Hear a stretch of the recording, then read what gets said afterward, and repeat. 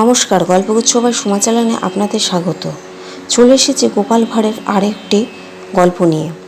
আজকের গল্প গোল না হয়ে চৌকো। তো চলুন শুরু করা যাক আজকের গল্প।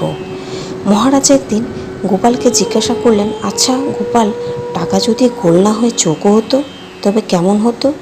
এতে ভালো মন্দ কী দাঁড়াতো বলো তো শুনি। গোপাল চিন্তা করে বলল, গোলের জন্য যত গণ্ডগোল। এই বলে গোপাল বলল, চৌকো হলে আকারের গোলত্বটাই ঘুষত মহারাজ, কিন্তু অন্যদিকে যেসব গোল আছে তা তো আর ঘুষত না। তার ব্যাখ্যা আমি দিচ্ছি, শুনুন মহারাজ। মহারাজ বললেন, অন্যদিকে আবার কি গোল? গোপাল বললে, পৃথিবী চারিদিকেই গোল। টাকা দিতে গোল, পেতে গোল, হিসাবে গণ্ডগোল, হারালে শোরগোল। যার টাকা আছে সে পাগলের মতো সারাদিন ঘুরে বেড়ায়। টাকার শোকে ব্যাকুল নয় এমন দেশ ভূগোলে নেই। গোলকও এমন লোক আছে কি? নেই। মহারাজ শুনলেন তো গোলের মাহাত্ম্য? মহারাজ শুনেই একেবারে হতভম্ব। গোপাল ভাঁড়, সত্যি তোমার তুলনা তুমি, তোমাকে বাহবা না দিয়ে পারছি না।